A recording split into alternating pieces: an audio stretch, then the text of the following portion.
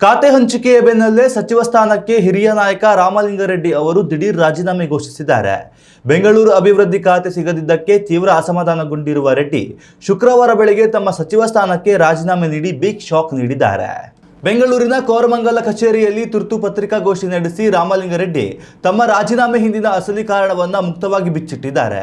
ಕೇವಲ ಜಲಸಂಪನ್ಮೂಲ ಇಲಾಖೆ ಕೊಟ್ಟಿದ್ದಾರೆ ಎಂಬ ಕಾರಣಕ್ಕೆ ಮಾತ್ರ ತಾವು ರಾಜೀನಾಮೆ ನೀಡುತ್ತಿಲ್ಲ ಎಂದು ಸ್ಪಷ್ಟಪಡಿಸಿದ್ದಾರೆ. ಈ ಹಿಂದೆ ಡಿಕೆ ಶಿವಕುಮಾರ್ ಅವರು ತಮಗೆ ಬೆಂಗಳೂರು ನಗರಾಭಿವೃದ್ಧಿ ಖಾತೆಯನ್ನು ಕೊಡುವುದಾಗಿ ಭರವಸೆ ನೀಡಿದರು. ಆದರೆ ಈಗ ಕೊಟ್ಟ ಮಾತಿನಂತೆ ನಡೆದುಕೊಂಡಿಲ್ಲ. ಈ ಸತ್ಯ ಜನರಿಗೆ ತಿಳಿಯಬೇಕು ಎಂದು ರೆಡ್ಡಿ ಗುಡುಗಿದ್ದಾರೆ. ನನಗೆ ಮುಖ್ಯಮಂತ್ರಿ ಡಿಕೆ ಶಿವಕುಮಾರ್ ಅವರ ಮೇಲಾಗಲಿ ಅಥವಾ ಸಿದ್ದರಾಮಯ್ಯ ಅವರ ಮೇಲಾಗಲಿ ವೈಯಕ್ತಿಕ ಕೋಪವಿಲ್ಲ. ನಾನು ಕಳೆದ 53 ವರ್ಷಗಳಿಂದ ಕಾಂಗ್ರೆಸ್ನ ನಿಷ್ಠಾವಂತ ಕಾರ್ಯಕರ್ತ.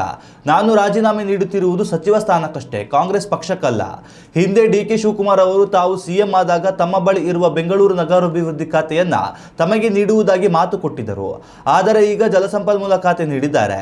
ಸತತ 8 ಬಾರಿ ಶಾಸಕನಾಗಿ ವೀರಪ್ಪ ಮೊಯ್ಲಿ ಹಾಗೂ ಸಿದ್ದರಾಮಯ್ಯ ಸಂಪುಟದಲ್ಲಿ ಸಮರ್ಥವಾಗಿ ಕೆಲಸ ಮಾಡಿದ್ದೇನೆ. ನಾನಿಂದು ಮಂತ್ರಿ ಸ್ಥಾನಕ್ಕಾಗಿ ಯಾರ ಬಳಿಯೂ ಕೈ ಚಾಚಿದವನಲ್ಲ ಎಂದು ರಾಮಲಿಂಗಾರೆಡ್ಡಿ ಪತ್ರಿಕಾಗೋಷ್ಠಿಯಲ್ಲಿ ತಮ್ಮ ಅಸಮಾಧಾನ ಹೊರಹಾಕಿದ್ದಾರೆ. ಒಟ್ಟಿನಲ್ಲಿ ಡಿಕೆಶಿ ಸಂಪುಟ ರಚನೆಯಾದ ಕೆಲವೇ ದಿನಗಳಲ್ಲಿ ಈ ರೀತಿಯ ಭಿನ್ನಮತ ಮತ್ತು ಹಿರಿಯ ನಾಯಕರ ರಾಜೀನಾಮೆ ಪರ್ವ ಆರಂಭವಾಗಿರುವುದು ಕಾಂಗ್ರೆಸ್ ಪಾಳೆಯದಲ್ಲಿ ತಲ್ಲಣ ಸೃಷ್ಟಿಸಿದೆ. ಮುಂದಿನ ದಿನಗಳಲ್ಲಿ ಮುಖ್ಯಮಂತ್ರಿಗಳು ಈ ವಿಕೆಟ್ ಪತನವನ್ನು ಹೇಗೆ ಬ್ಯಾಲೆನ್ಸ್ ಮಾಡ್ತಾರೆ, ರಾಮಲಿಂಗಾರೆಡ್ಡಿ ಅವರ ಮನವೊಲಿಕೆ ನಡೆಯುತ್ತಾ ಅನ್ನೋದು ಕಾದು ನೋಡಬೇಕಾಗಿದೆ.